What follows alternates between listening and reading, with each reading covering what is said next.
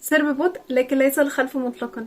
من المقولات اللي بتمثل اي شخص بيحاول جاهدا ان يتقرب الى الله سبحانه وتعالى، فلما بيجي شهر رمضان هو بالنسبه له ده افضل وقت انه يتقرب الى الله سبحانه وتعالى، فبيدخل الشهر رمضان بحماس قوي ويسعى لاداء الصلوات في اوقاتها وقراءه القران، ان يكون في باله انه عاوز يختمه كذا ختمه. لكن الحماس بيقل للاسف مع الوقت، فعشان نحقق الهدف اللي هو التقرب الى الله سبحانه وتعالى لازم نحافظ على الحماس الى حد ما اللي احنا داخلين بيه، نتبع خطوات صغيره وبسيطه عشان نوصل للهدف ده في اخر الشهر. لان الطريق للهدف مش بالسرعه انما بالاستمراريه في الهدف اللي انت بتعمله بخطوات صغيره.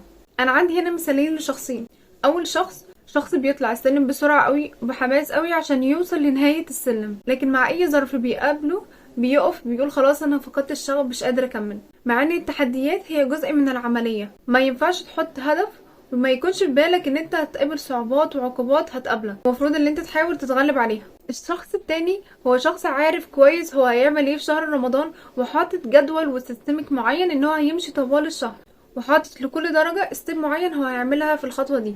الشخص ده لو قابلته ظروف او تحديات عمره ما يختلط وزنه، هيحاول على قد ما يقدر انه يتغلب عليها باي طرق ويحاول يكمل في الطريق ده.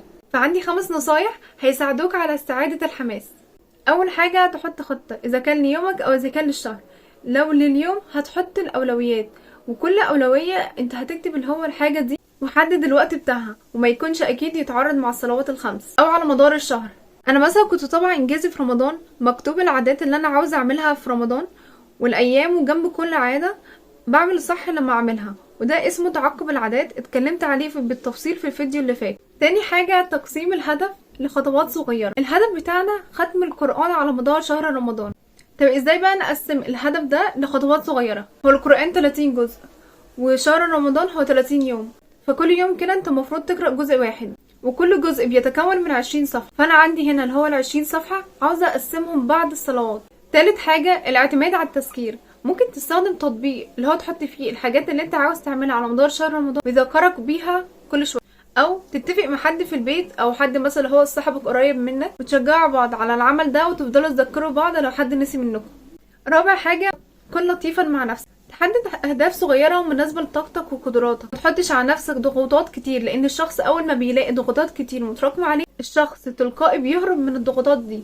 لو انت عندك مثلا هو ورد يومي انت ملتزم بيه، بس حصل لك ظرف معرفتش تلتزم بيه، خلاص يبقى ممكن تنتقله ليوم تاني. او انت مثلا هو ساعات بيبقى فيه ايام انت خلصت الورد بتاعك ولسه في وقت تكمل مثلا هو الورد بتاع اليوم اللي بعده، ممكن تعمل كده عشان ما تعرفش بكره مثلا هيحصل ايه.